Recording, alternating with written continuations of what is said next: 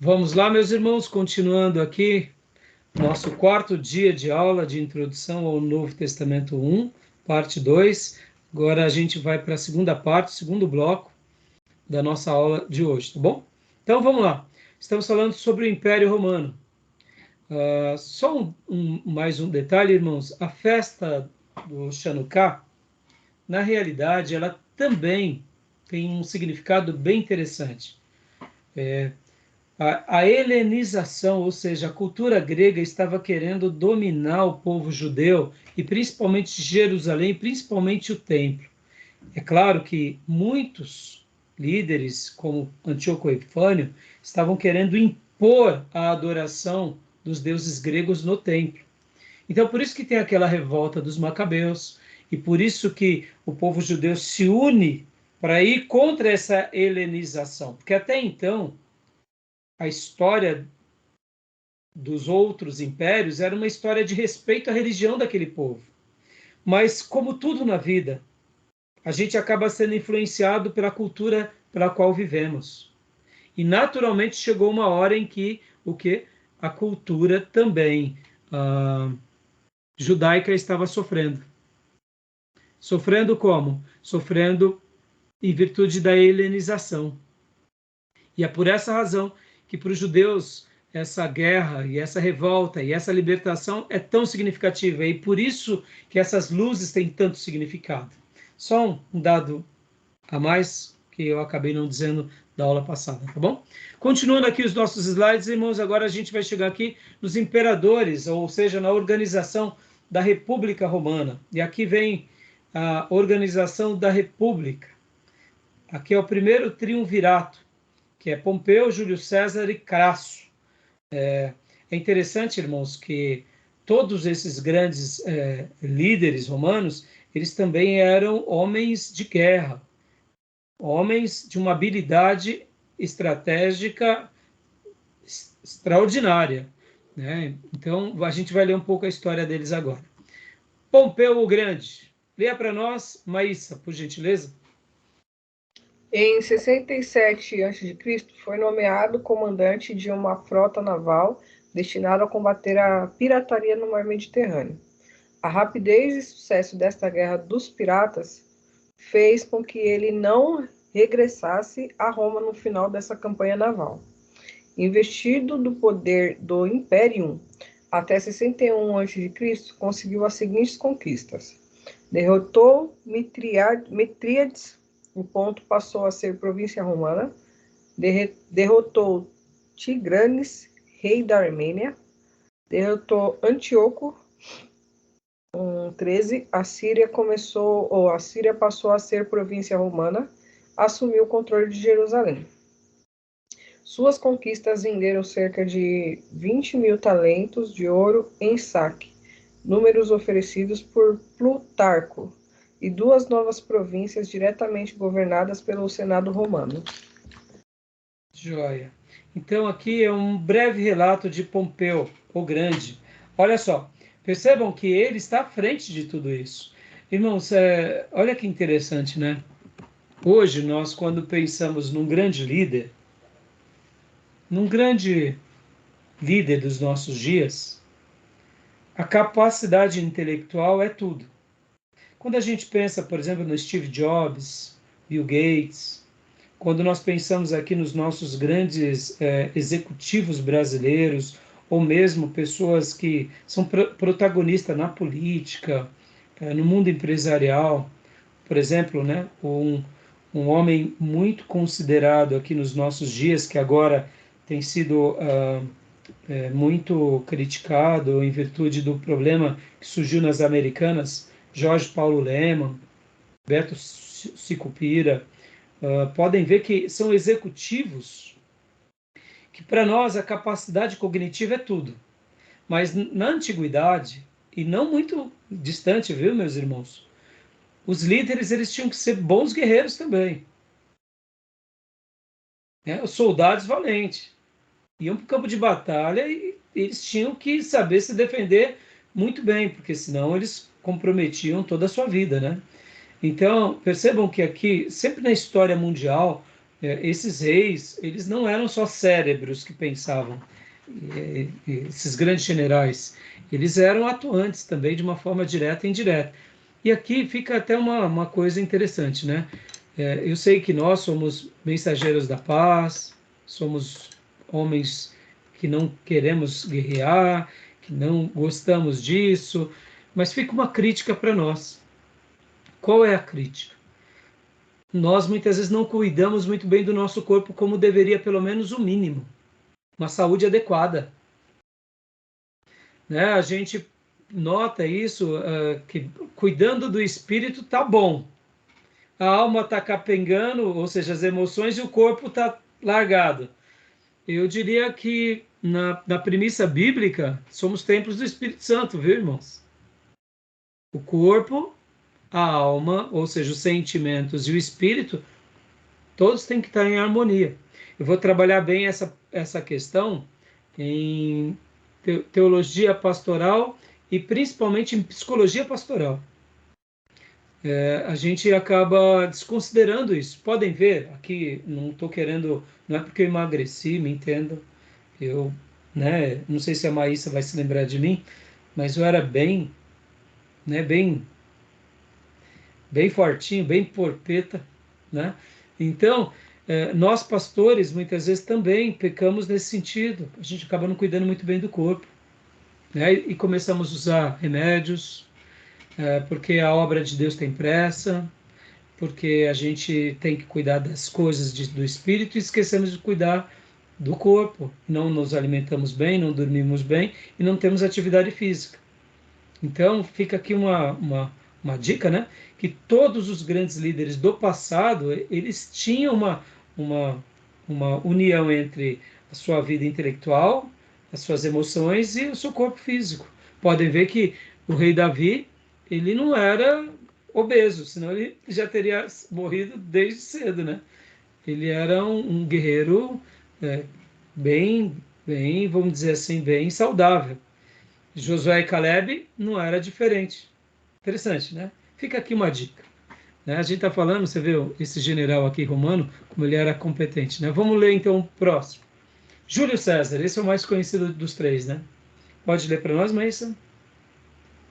Em 59 a.C., recebeu poderes proconsulares para governar as províncias da Gália e Ilíria por 5 anos. Não chegado a um governo pacífico, iniciou as guerras gálicas, 58 a.C. a 49 a.C., onde conquistou a Gália, partes da Germânia e incursões às Ilhas Britânicas. A campanha resultou em 800 cidades capturadas, 300 tribos submetidas, 1 milhão de gauleses reduzidos à escravatura e outros 3 milhões mortos nos campos de batalha. Plutarco. Dá uma pausa aqui, por gentileza, irmã. Olha só, irmãos, a competência. Aqui, me entenda, eu não estou fazendo um elogio à guerra, tá? Eu estou querendo dizer o seguinte: naqueles dias, olha a competência que esses três homens tinham na habilidade de guerrear. Olha a quantidade de cidades, 800 cidades, 300 tribos. Ou seja, é claro que diante de tudo isso, muitas mortes, muitas atrocidades, mas por isso que a história olha para eles com respeito, porque eles não foram simplesmente qualquer um, né? E vocês têm que lembrar que aqui a gente está falando num período pós-Império Grego, onde os generais de Alexandre já estavam dominando e as suas gerações seguintes, ou seja, eles não estavam entrando em territórios assim, vamos dizer assim, fracos, né? Tinham passado por alguns impérios, tinham resquícios de impérios grandes ainda. Então, as conquistas realmente é admirável, se tratando aqui de questões bélicas, né? Pode continuar lendo, minha irmã, por favor.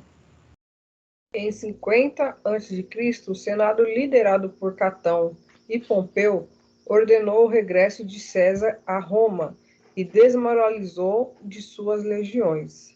César recusou obedecer e atravessou o rio Rubicão, a 10 de janeiro de 49 a.C., dizendo, segundo a lenda, Aleia jacta est, a sorte está lançada.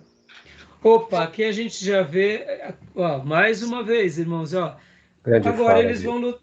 Oi, Júnior? Essa foi a grande fala de César quando ele se sentiu ameaçado e foi enfrentar todo o Senado, toda a armação de Pompeu. Ele vi e venci. Você acompanhar a história, tem um documentário sobre o César, aconselho até os irmãos dar uma olhada, vou indicar. É excelente. Coloque no grupo depois, Vou Júnior, para colocar. nós. Muito bom. Né? Esse documentário está onde? Ele está na Netflix. Ótimo. Ou tem no Porque YouTube também. Muito bom. Depois coloque para nós os links. Então, Júnior, quer comentar mais alguma coisa?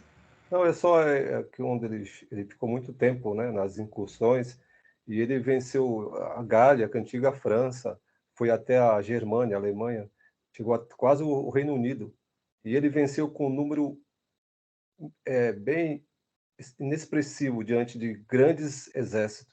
Estratégia fantástica. Você vê que, como o Júnior acabou de dizer, Pompeu, juntamente com o Senado, queria o regresso dele, mais ou menos o seguinte: voltem e fiquem quietinhos aí. Mas ele falou: opa, peraí. E o meu pedaço do quinhão? Como tudo, irmãos, a história se repete. As pessoas elas querem o poder, elas querem ser poderosos, e quando elas alcançam o poder, para elas voltarem atrás, é muito difícil. Podem ver isso na política. O mundo vai sendo reescrito, irmãos. Eu costumo dizer que hoje nós somos uma república, mas nós vivemos quase que na mesma dimensão de uma monarquia. Vou até se fazer compreendido. Quer ver um exemplo, irmãos? Para mim, esses grandes executivos, eles são praticamente príncipes. Os grandes políticos e famílias políticas, que nós temos eles como, né, como os donos do Nordeste, são praticamente príncipes. Pode ver que as famílias deles e as dinastias dele ocupam um território que é praticamente impenetrável. Quando a gente começa a olhar o que é uma grande empresa no nosso país, vamos pegar aqui, que nem eu, né, eu acompanho muito a engenhosidade do Rubens Ometo, que é o dono da Cosan, dono da Raizen. Meu irmão, esse homem é um Horus vivo, contemporâneo. É absurdo. Quando a gente pega, por exemplo, a Petrobras, que é uma empresa de energia, e aí a gente pega a Cosan, que é uma holding, que é de energia, ela é mais ou menos, irmãos, como se fosse um terço da Petrobras. Está no controle de uma pessoa. Claro, é um grupo. Mas olha o poder que tem na mão de uma pessoa como essa. É fora do comum. Quando a gente pega uma família batista da JBS, o frigorífico, que vocês... Não, o poder que eles têm na área financeira, na área agrícola, na área pecuária, e agora entrando para a área de celulose, vocês não têm noção. É uma coisa assim absurda. Quando a gente pega uma família, que é a família dona do Itaú ou do Bradesco, são príncipes, irmãos. Percebam, nós vivemos uma democracia, mas quem manda no nosso país são eles. São competentes, são hábeis, são inteligentes, conseguem articular com a política. Os políticos mais inteligentes articulam com eles. E é por isso que, assim, quando a gente vê, na realidade, temos e somos uma democracia, sim, as nossas armas mudou, não é mais bélica, é inteligência e ela é de persuasão. Quando a gente pega, por exemplo, no segmento político, a gente tem, né, o executivo, o legislativo e o judiciário. São tribos, são poderes. É a persuasão, são os argumentos. O Júnior é advogado, sabe disso. O que se não faz no direito? É influência. As armas mudaram. Não se usa mais espada, não se usa mais flecha, não se usa catapulta, mas as estratégias elas são são de outras formas. Os conchavos são de outras formas. É interessante quando a gente olha a história do ser humano nessa premissa, porque indiferente se ali é monarquia, se é parlamentarismo, se é presidencialismo, é, há uma articulação muito parecida, onde os poderosos vão querendo dominar mais, vão querendo conquistar mais, e a história se repete, né? E aqui a gente tem que tomar o cuidado para não fazer a mesma coisa em nome de Deus, né? Porque de repente a gente começa a guerrear entre... Pode ver, irmãos, até mesmo entre as igrejas há uma certa guerra. Quem domina mais? Essa área é minha. Entendeu? É a história do ser humano. E aqui para eu pontuar aqui o meu devaneio, desculpem, tá? Mas aqui eu acho que ilustra bem o clássico de J.J. Tolkien, O Senhor dos Anéis, né? O desejo pelo poder, o poder do anel, né? Então, quem assistiu O Senhor dos Anéis sabe disso. As pessoas querem o poder, né? E isso, se a gente não tomar cuidado, até nós, em nome de Deus, enveredamos para isso. Fazemos da religião e do poder e da fé e da religião um instrumento. E pode ver o quanto somos assediados quando vamos tendo mais poder. Vejam o que acontece, inclusive, com a Assembleia de Deus. Hoje, a Assembleia de Deus, nas últimas décadas, principalmente o Ministério do Brás, que está ligado ao Rio de Janeiro, de Madureira, sofre muito assédio político. Por quê? Porque é uma força na nossa nação. E a gente precisa de orar por esses grupos para que Deus os livre da política, ou da politicagem, né? Então é interessante isso, viu, irmãos? Muda-se o cenário, muda-se a roupagem, mas segue o mesmo exemplo, as mesmas figuras. E se não é Deus nos ajudando, a gente vai lutar contra os nossos irmãos, roubando os membros dos irmãos. Então é interessante, né? César Augusto ele fez um acordo informal com Pompeu e com Crasso, que eram generais, estava retornando, e enfrentar o Senado. Ele falou: vamos fazer um acordo.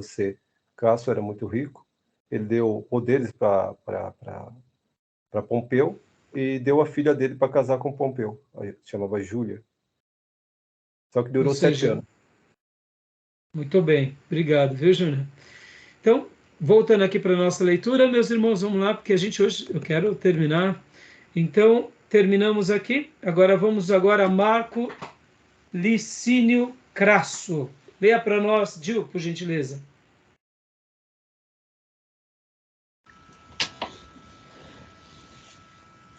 Comandou a vitória decisiva de Lúcio Cornélio Sulla na Batalha da Porta Colina e esmagou a revolta dos escravos liderados por Espartaco.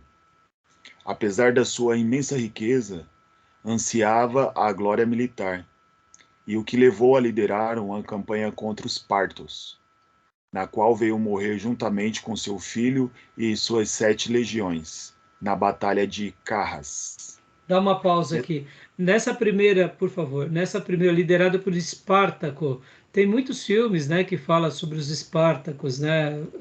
Interessante, né, irmãos?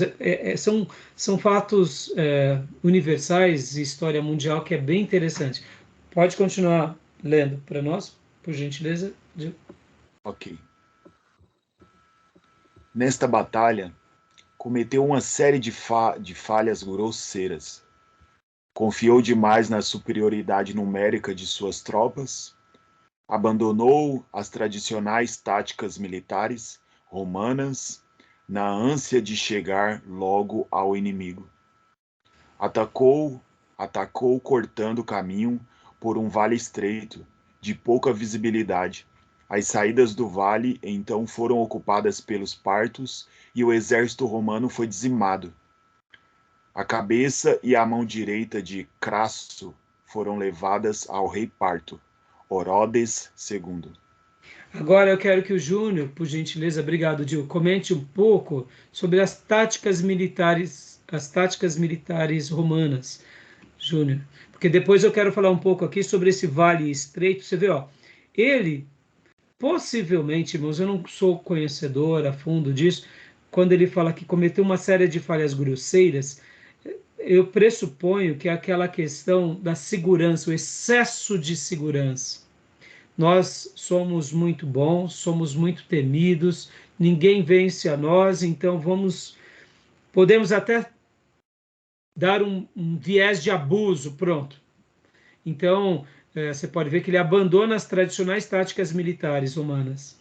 E ele entra por vales estreitos. E aqui eu quero falar de Sun Tzu logo depois do Júnior. Júnior, comenta um pouco para nós do que você aprendeu sobre essas táticas romanas. Os romanos tinham uma tática que era a seguinte, César usou muito, né? Ele deixava o inimigo chegar e parecia que ele deixava um número muito pequeno. E em lugar certo distante, tinha uma outra frente.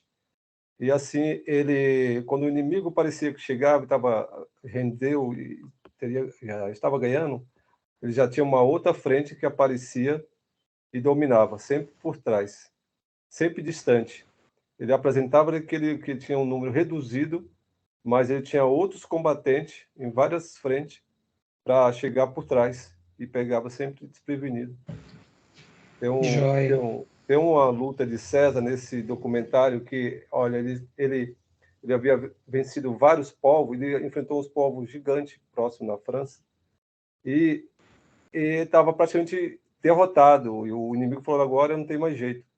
Ele fez uma espécie de como fosse um ginásio, um campo de futebol, levantou as estacas em todo ao redor.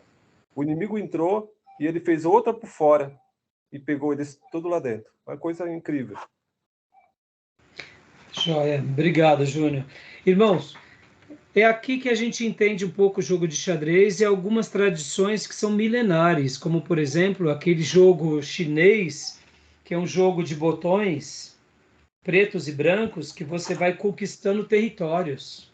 Eu esqueci o nome desse jogo, né? A gente não tem noção de como, na antiguidade, essa mentalidade ela era muito importante para um fazendeiro, ela era muito importante para uma tribo, para uma nação. E aqui o que eu disse que eu ia falar de Sun Tzu, né? Já os chineses, com o grande general Sun Tzu, ele falava muito sobre para avaliarmos o terreno. Nós não poderíamos combater contra outro inimigo sem avaliar o terreno. E dentro da avaliação do terreno, jamais passar por um vale. Por quê? Porque muitas vezes, se o grupo do inimigo era menor, mas eles estavam acima do vale, eles fechavam os lados e eles só iam jogando pedra e flecha. Não precisava fazer mais nada. César usava Então, essa estratégia também. Então, é muito interessante, por exemplo, Acima, né? isso quando, por exemplo, Sun Tzu fala, por exemplo, avalie o terreno. É um campo onde tem muitas águas, então não ataca, porque os seus soldados não vão conseguir fugir, vão conseguir recuar. Então, aquela ideia que nos filmes antigos nós vemos com as bandeiras, os tambores, tudo isso era uma linguagem de guerra. Na hora que se hasteava uma certa bandeira, era um certo pelotão. O tambor era uma outra coisa. Isso foi até utilizado mais recentemente até por Napoleão Bonaparte, irmãos. Conta uma história que nas conquistas napoleônicas, numa certa batalha, Napoleão se viu enfrentando certo perigo e disse para o corneteiro dele tocar a corneta para recuar. Só que o corneteiro, quando tocou, ele tocou, mas o povo não entendeu, principalmente os soldados. Por quê? Porque os soldados sempre ouviam o som de atacar. E aí ele viu que ou ele foi isso, ou ele não sabia mais como tocava direito o tom de recuar. Então o corneteiro ficou meio sem opção e começou a dizer, avança, avança. E Napoleão ficou bravo e depois... Foi uma história mais ou menos assim que eu vi, eu não sei se é real, mas o que acontece? Eles não estão entendendo, então já que eles não estão entendendo, então toque de avançar. Toque de avançar. E aí eles foram e avançaram e assim conquistaram, né, a guerra. Mas é interessante, né, irmãos, que a gente não faz parte da nossa cultura essas coisas, então a gente acaba não sabendo. Né, Júnior? Fala, pode falar, Júnior. É o Vercingetorix, O o quê? nome, o que ele venceu na Gália. os bárbaros, que tinha um líder chamado Vercingetorix. O cara era monstro. Joia. Então, continuando aqui nosso slide, agora vem o segundo, aqui ó, a organização do Império, o segundo triunvirato. Irmãos, aqui no primeiro triunvirato, por que triunvirato? Porque é como se fosse uma reorganização, é uma nova fase. Todas as vezes que vocês ouvirem isso, primeiro triunvirato, ele vai se dar com Pompeu, com Júlio César e Crasso. É como se fosse a organização da República Romana. E o segundo triunvirato é como se fosse um segundo momento na história do Império, da organização da República Romana, aqui quando ele se torna império, propriamente dito. Comando, pode ver que o Império Romano. Aqui com Júlio César, pode ver que no primeiro, Júlio César, ele ainda não é o imperador. Sim, tá mas, né? Aqui, quando vem o segundo triunvirato, que aqui começam, então, vamos dizer assim, a criação do Império, e é dado o título para Júlio César. Aqui é o mapa, Johnny, né? O Johnny é italiano, né, Johnny? Ó, aqui é o Império Romano, né? César é um título. Olha aqui, a Itália, né? Então, as conquistas. E realmente você pode ver que eles dominam em todo o Mediterrâneo. Nossa. Literalmente, né? Todo o Mediterrâneo. É imenso. Todo o Mediterrâneo. Foi uma conquista avassaladora, né? É a Gália e a França, né? É. Interessante, né? E essa região, né? E a gente vê também aqui, ó, os macedônios, né? A Espanha, né? A Espanha aqui, ó, onde é a Espanha. Aqui o norte da África, que aqui é o Egito, né? Pode ver, ó, essa região aqui é o Egito, né? Aqui está Israel. Ele não consegue entrar muito, mas foi por pouco não entra na Índia também, né? Sim, mas você vê que eles, querendo ou não, lembram da Rota da Seda? Sim.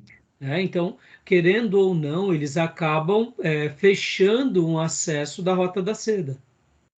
Porque quem...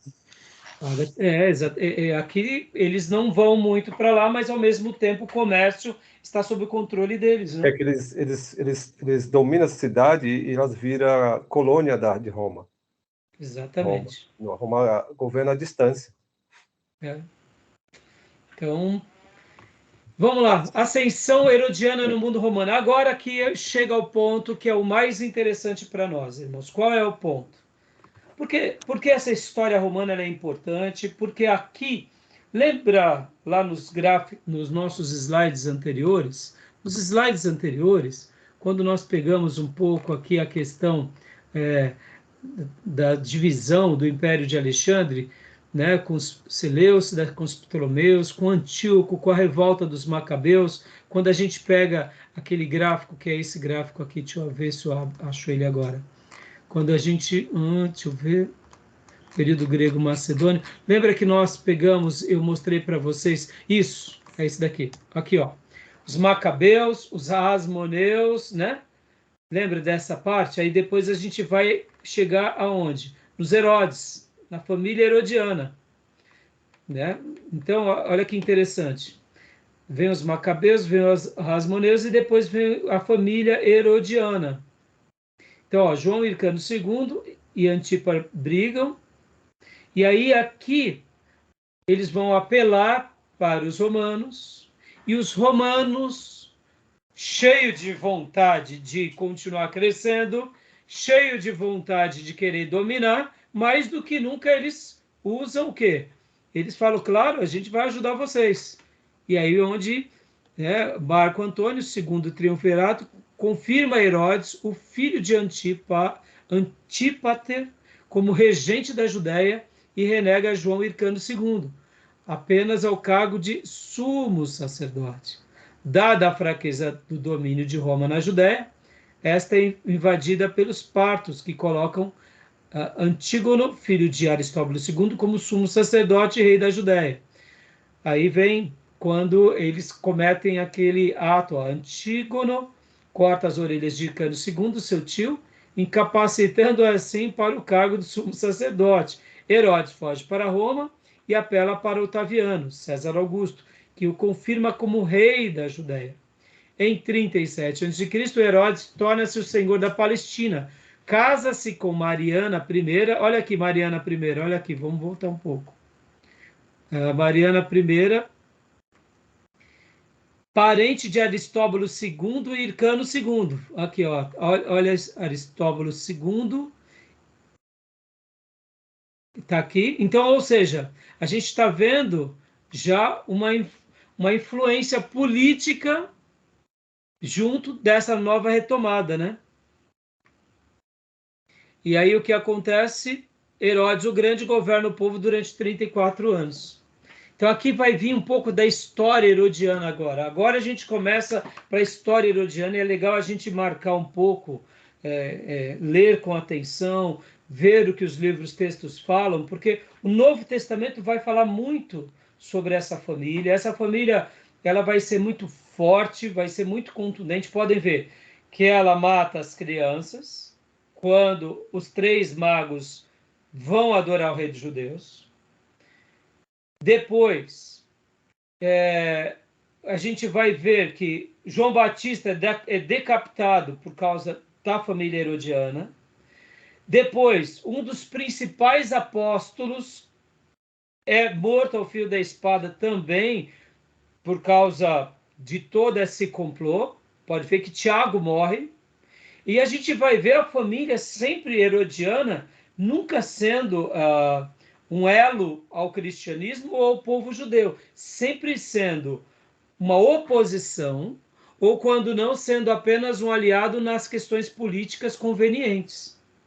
Então, o Novo Testamento vai mostrar muito essa tensão entre Herodes e o povo de Deus fiel, e Herodes e o povo de Deus corrupto.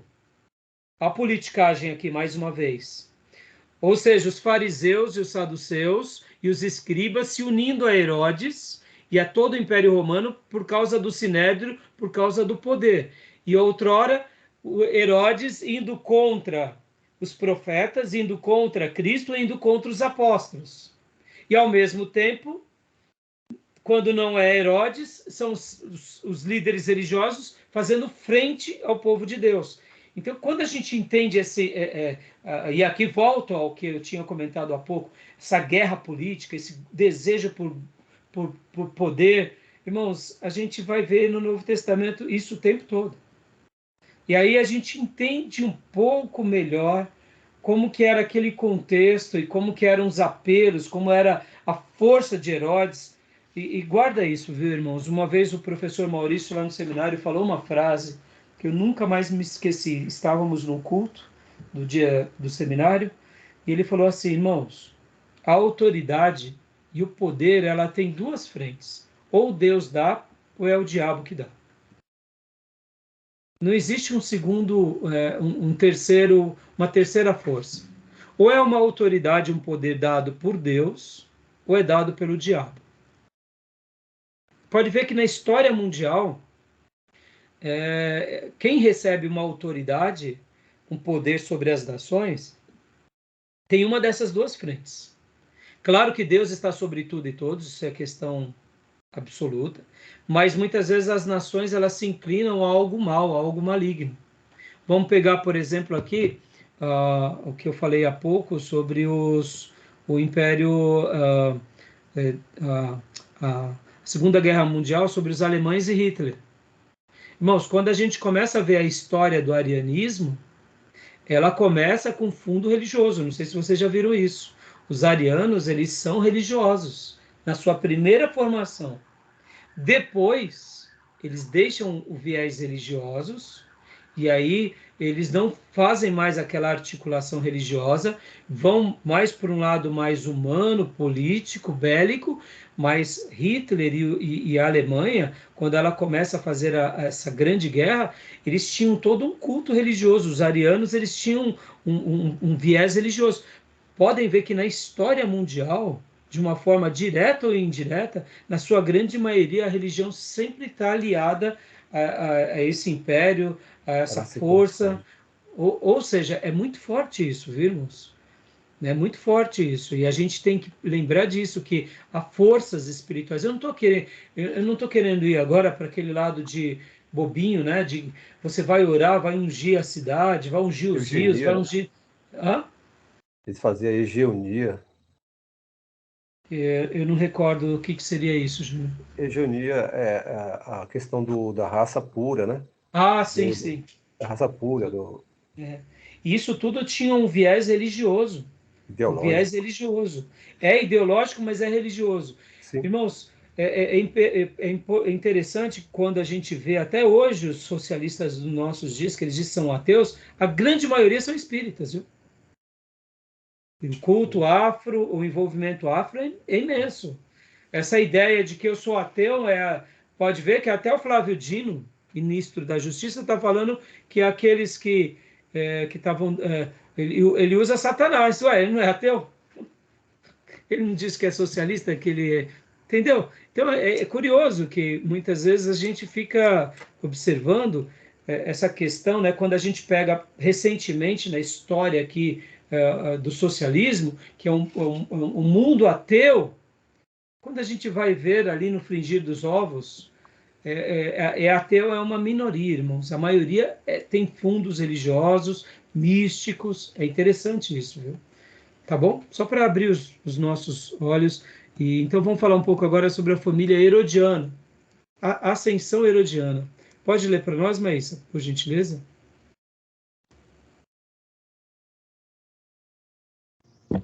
João Hercano II Ah, não, desculpa. Eu peguei o slide errado, desculpa. Eu acabei mudando e não voltei para o Antigo, né?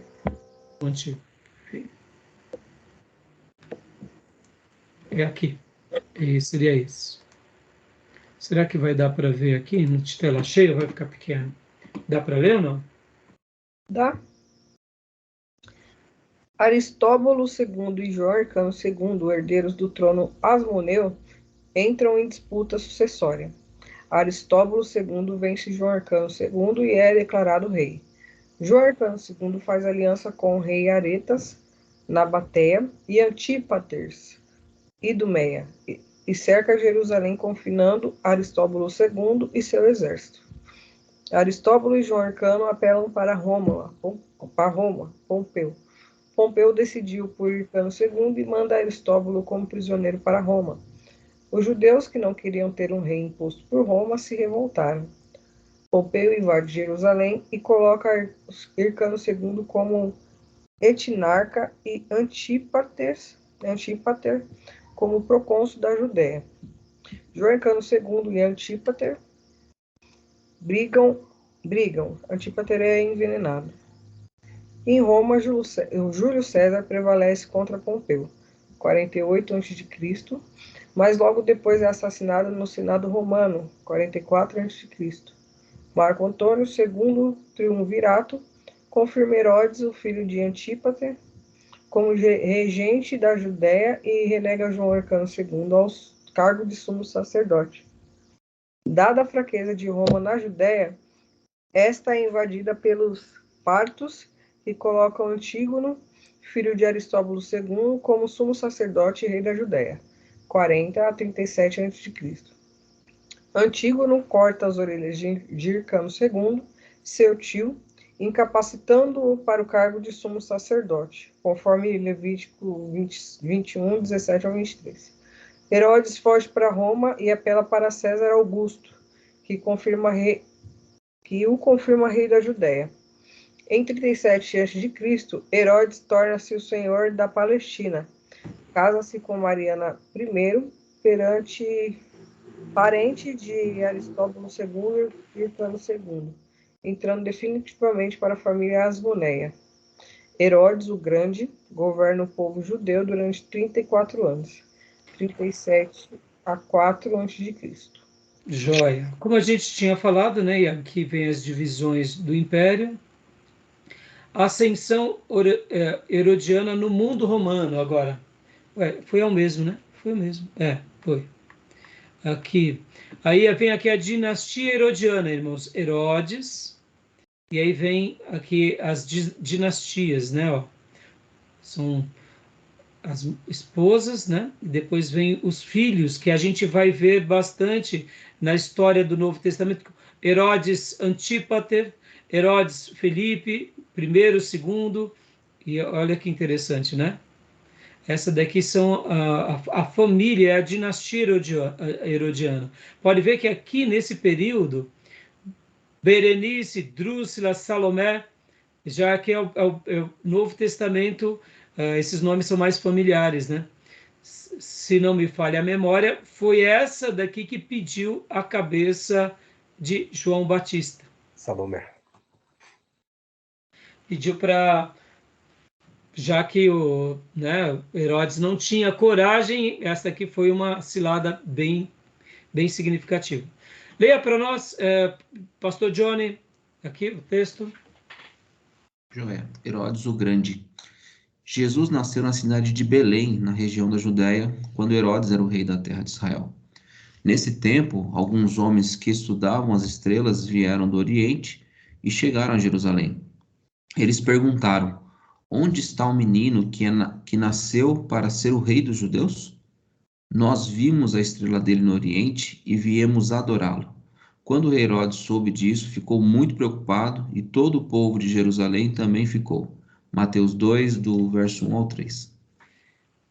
Os judeus não reconheciam Herodes como um rei por causa dessa mistura que ele tinha.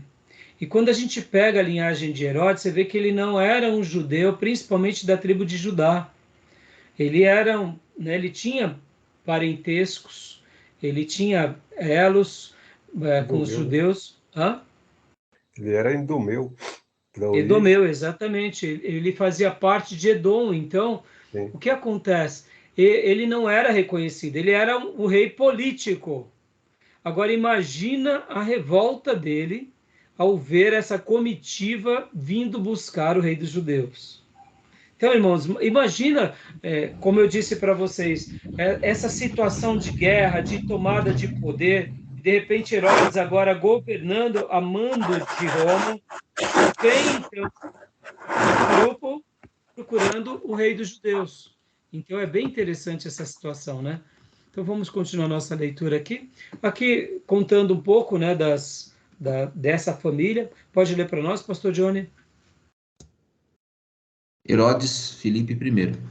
Pois Herodes tinha mandado prender João, amarrar as suas mãos e jogá-lo na cadeia. Ele havia feito isso por causa de Herodias, esposa de seu irmão Filipe. Mateus 14, 3. Pois tinha sido Herodes mesmo quem havia mandado prender João, amarrar as suas mãos e jogá-lo na cadeia. Ele havia feito isso por causa de Herodias, com quem havia casado, embora ela fosse esposa do seu irmão Filipe. Marcos 6,17. Mas falou contra o governador Herodes porque ele havia casado com Herodias, a esposa do irmão do próprio Herodes, e também porque ele tinha feito muitas outras coisas más. Então Herodes fez uma coisa ainda pior, mandou pôr Jesus na cadeia. Lucas 3,19. João na cadeia. João na cadeia. Agora, olha que interessante, irmãos. Deixa eu fazer só um... Eu gosto, né? Não tem como fazer um momento aqui pastoral e teológico. João Batista, em tese, ele foi preso simplesmente porque ele fez uma declaração política e religiosa, é claro. Se ele não tivesse feito isso, ele estaria talvez vivo. E aí? Tem muito João Batista hoje em dia? Quem que enfrenta, né? Quem que enfrenta, entendeu? Exato. Só um detalhe, esse Herodes aí é o Antipa, né? Porque o Herodes o Grande já tinha morrido. Sim, agora qual é, eu não me recordo, a gente tem que voltar para cá. Eu acho que é o Ó, Antipas. ó, eu acho que é esse daqui, ó. É o Antipa, Né? porque o Herodes o Grande É. morre. Já tinha morrido, Morreu. exatamente.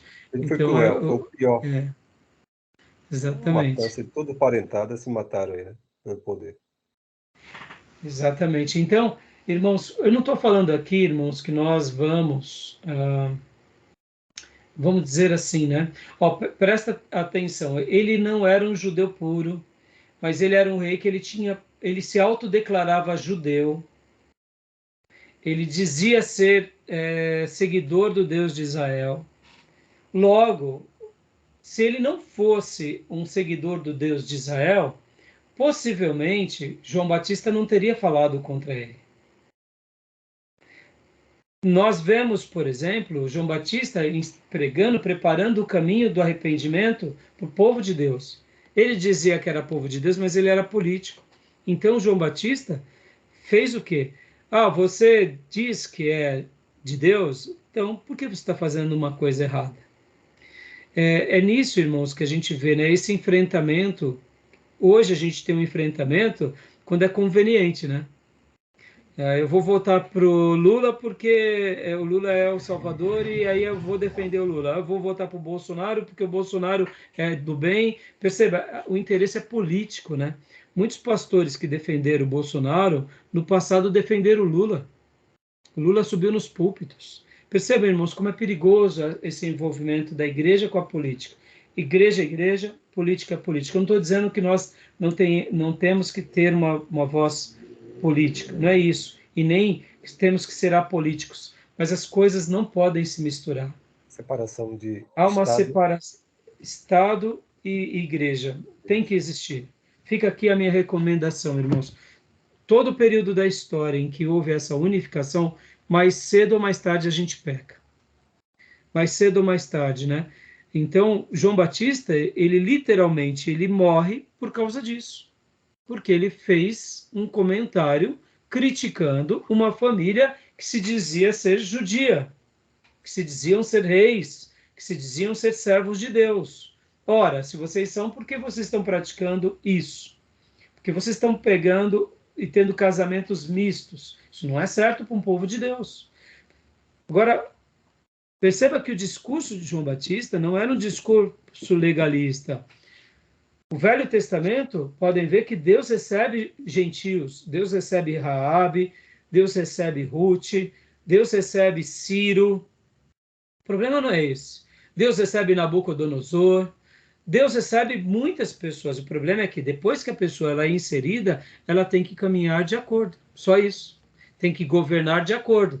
E aí onde entra aquilo que eu falei para vocês. A teocracia deveria ser colocada por Herodes. Mas, na realidade, ele não tinha vontade nenhuma de ser servo de Deus. Ele era o quê? Ele era o quê? Servo de Roma. Tanto é que podem ver a maneira que ele se posiciona contra a verdadeira obra de Deus. E quando ele une-se aos judeus, é só com interesse político, né? Sim. Tá bom? O tempo todo. O tempo todo, né? O tempo todo. Que continuando, então, né? Vamos lá. Leia para nós, Gil. Só um detalhe que nesse período aí do Macabeu, Herodiano, esse período todo aí, desse pessoal que misturava, né, os idumeus, ele parece muitas vezes uma ala da igreja evangélica que se mistura hoje com a bancada evangélica, que é tudo Sim. poder e relações políticas, meramente conveniência. Você entendeu? Sim, e deixa eu até fazer um comentário aqui, irmãos. Assim, me entendam, tá? Se uma pessoa ela quer se enveredar para a área política, ela tem que ser muito bem resolvida. É o que eu penso. Não sou contra um cristão se enveredar para a área política, mas eu sou contra ele de usar a igreja como um braço político. Sim. Então, até a igreja sobre essa questão política, ela tem que ser um pouco mais inteligente. Ela tem que aprender a debater, tem que aprender a saber. Por exemplo, irmãos, a gente tem que saber que política é a arte do bem comum, daquilo que é interessante para um grupo. Então, olha como é complicado. Vou fazer aqui um comentário bem apimentado. Nosso país, ele é laico, não tem uma religião oficial. Logo, nós não podemos impedir nenhuma religião. Nós não podemos ser contra e praticar algo contra as religiões. A nossa arma de persuasão é pela palavra, pelo amor, pelo exemplo e pela pregação. E jamais pela coação. E jamais pela agressão. Agora, se o Brasil um dia se tornasse um país de uma certa religião, aí é outra história. Aí a gente ia ter uma nova discussão. Por exemplo, a Inglaterra, a gente viu a nomeação do rei Charles III agora, lá eles são anglicanos. é a religião anglicana, que é a religião do rei e a religião da nação. Então, tudo segue essa premissa. Então, percebam como é complicado essa questão. E como é complicado a gente fazer política, e como é complicado a gente trazer isso para a igreja sem trazer um esclarecimento. Então, o conselho que eu dou é, se você quer se enveredar para esse caminho, prepare a sua igreja melhor, ensina o povo um pouco mais sobre isso. E o pastor, se ele quer se enveredar por esse caminho, a minha indicação é que ele deixe o pastorado, não que ele renegue o pastorado. Não é que ele vai renegar, mas que ele abdique de ser um pastor, sim, principalmente titular. Sim. Ou se ele for ainda um pastor, que ele seja reconhecido pela igreja, que agora ele vai estar servindo a administração pública. E que, como administrador público, ele vai precisar ter diálogos e acordos com grupos que vai ferir, muitas vezes, a compreensão de irmãos mais simples da igreja. Olha a complexidade. Então, uma pessoa, para ir para o caminho político, ele tem que ser muito maduro. E é muito complexo, viu, irmãos? É difícil, entendeu? É muito difícil, hein? É difícil. Acho que é difícil. Aqueles que foram para lá, já as coisas de Deus deixam de lado e se envolvem muito com a política. E a política partidária, se fosse a política pura, a política é a arte de administrar, é uma coisa. E todos nós vivemos na política, em casa, na igreja, a política não sai da nossa vida. É a arte de governar. Agora, a questão é a política partidária, os envolvimentos, os interesses, a politicagem. Não, e a corrupção, né, Júnior? Então, envolve tudo isso. Está no meio. O pastor da Assembleia de Deus, de caso Takayama, era um grande pregador de lá. Depois sumiu. Com o tempo eu verifiquei que ele é lá de um partido lá em Curitiba. Não prega, não faz mais nada. Parou. Está totalmente dentro da política. Envolvido, corpo e alma. Então, isso que é o problema muitas vezes, irmãos. Por isso que assim se torna muito complexo, muito difícil, e por isso que a gente tem que orar até mesmo para os membros que se enveredam para a política. Porque, irmãos, é natural que nós não concordemos com várias coisas. Por quê? Porque está dentro da premissa da igreja. Agora, a gente tem que lembrar que, como é que nem você, Júnior, você, muitas vezes, quantas vezes você é mal compreendido como advogado? Porque chega um irmãozinho mais simples e fala, mas como pode, Júnior? Você está defendendo um bandido.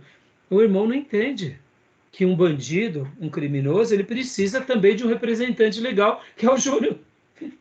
E na cabeça do irmãozinho mais simples, ele não tem a capacidade de discernir que o Júnior, que é evangélico, seminarista, pode sim defender um bandido, um criminoso. Porque isso faz parte da nossa jurisprudência, porque a gente não pode condenar alguém sem que ele tenha ampla direito de defesa. Mas o irmãozinho mais simples não entende isso. Perceba, olha o quanto muitas vezes a gente tem que preparar o nosso rebanho para essas discussões. Para saber que o Júnior não apostatou da fé, porque ele foi defender um traficante, defender um assassino, entendeu? Isso é importante, né, irmãos? Se o Júnior passa por uma complexidade dessa, imagina o irmão na política, pelo amor de Deus, né, irmãos? Defesa técnica. Então, tá bom? Vamos lá, vamos ler alguns textos bíblicos, irmãos, para a gente estar... Leia para nós. Eu tinha pedido para quem? Irmão Gil, né? Pode ser? Ok. Herodes Filipe II. Fazia 15 anos que Tibério era o imperador romano. Nesse tempo, Pôncio Pilatos era o governador da Judéia. Herodes Antipas governava a Galiléia. O seu irmão, Herodes Filipe, governava a região da Itureia e Trocanites. Elisanias era governador de Abeline. Joia. Então, aqui mostrando a família herodiana, né? Família herodiana mais uma vez, tá bom? Aqui, deixa eu ver. Não. Herodes Antipas, continua lendo para nós, Gil. Herodes Antipas. Naquele tempo, Herodes, o governador da Galiléia, ouviu falar a respeito de Jesus. Mateus 14, versículo 1. O rei Herodes ouviu falar de tudo isso porque a fama de Jesus se havia espalhado por toda parte. Alguns diziam, esse homem é João Batista, que foi ressuscitado. Por isso esse homem tem poder para fazer milagres. Quando Herodes ouviu isso, disse: Ele é João Batista? Eu mandei cortar a cabeça dele.